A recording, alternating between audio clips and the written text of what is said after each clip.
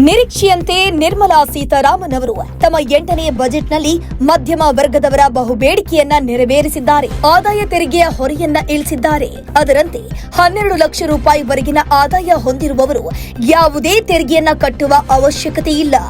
4 ಲಕ್ಷ ರೂಪಾಯಿವರೆಗಿನ ಆದಾಯಕ್ಕೆ ತೆರಿಗೆ ವಿನಾಯಿತಿಯನ್ನು ನೀಡಲಾಗಿದೆ. ಹೊಸ ಟ್ಯಾಕ್ಸ್ ಸ್ಲ್ಯಾಬ್ ದರಗಳು ಹೇಗಿದೆ ಅನ್ನೋದನ್ನ ನೋಡ್ತಾ ಹೋಗುವುದಾದ್ರೆ 0 ರಿಂದ 4 ಲಕ್ಷ ರೂಪಾಯಿಗೆ ತೆರಿಗೆ ಇರೋದಿಲ್ಲ. 4 ರಿಂದ 8 ಲಕ್ಷ ರೂಪಾಯಿವರೆಗೆ 5% ತೆರಿಗೆ ಇರಲಿದೆ. 8 ರಿಂದ 12 ಲಕ್ಷ ರೂಪಾಯಿ 10% ತೆರಿಗೆ. 12 ರಿಂದ 16 ಲಕ್ಷ ರೂಪಾಯಿ 15% ತೆರಿಗೆ. 16 ರಿಂದ 20 ಲಕ್ಷ ರೂಪಾಯಿ 20% ತೆರಿಗೆ. 20 ರಿಂದ 24 ಲಕ್ಷ ರೂಪಾಯಿ 25% ತೆರಿಗೆ. 24 ಲಕ್ಷ ರೂಪಾಯಿಯಿಂದ ಮೇಲ್ಪಟ್ಟವರಿಗೆ 30% ತೆರಿಗೆಯನ್ನ ಕಟ್ಟಬೇಕಾಗತ್ತೆ. ಇಲ್ಲಿ ಸೆಕ್ಷನ್ 87A ಅಡಿಯಲ್ಲಿ ರಿಬೇಟ್ ನೀಡಲಾಗುತ್ತೆ. ಇದನ್ನ ಈ ಬಾರಿ ಮತ್ತಷ್ಟು ಹೆಚ್ಚಿಸಲಾಗಿದೆ.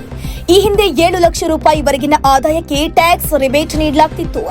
ಈಗ ಈ ಪ್ರಕಾರ 12 ಲಕ್ಷದ ರೂಪಾಯಿವರೆಗಿನ ಆದಾಯಕ್ಕೆ ತೆರಿಗೆ ಕಟ್ಟುವ ಅವಶ್ಯಕತೆ ಇರೋದಿಲ್ಲ. ಹಿರಿಯ ನಾಗರಿಕರಿಗೆ ಸಿಗುವ ಬಡ್ಡಿ ಆಧಾರದಲ್ಲಿ ಟ್ಯಾಕ್ಸ್ ಡಿಡಕ್ಷನ್ ಮಿತಿಯನ್ನ 1 ಲಕ್ಷ ರೂಪಾಯಿಗೆ ಹೆಚ್ಚಿಸಲಾಗಿದೆ. ಅಂದ್ರೆ ಠೇವಣಿಗಳಿಂದ ವರ್ಷಕ್ಕೆ ಸಿಗುವ 1 ಲಕ್ಷ ರೂಪಾಯಿವರೆಗಿನ ಬಡ್ಡಿ ಆದಾಯಕ್ಕೆ ಟ್ಯಾಕ್ಸ್ ವಿನಾಯಿತಿ ಸಿಗತ್ತೆ. ಬಾಡಿಗೆಗಳಿಂದ ಬರುವ ಆದಾಯಕ್ಕೆ ವಾರ್ಷಿಕ ಟಿಡಿಎಸ್ ಮಿತಿಯನ್ನ 2.40 ಲಕ್ಷ ರೂಪಾಯಿಯಿಂದ 6 ಲಕ್ಷ ರೂಪಾಯಿಗೆ ಏರಿಸಲಾಗಿದೆ. ಮತ್ತಷ್ಟು ಸುದ್ದಿಗಳಿಗಾಗಿ ನೋಡ್ತಾ ಇರಿ ಪಬ್ಲಿಕ್ ನ್ಯೂಸ್ 24x7.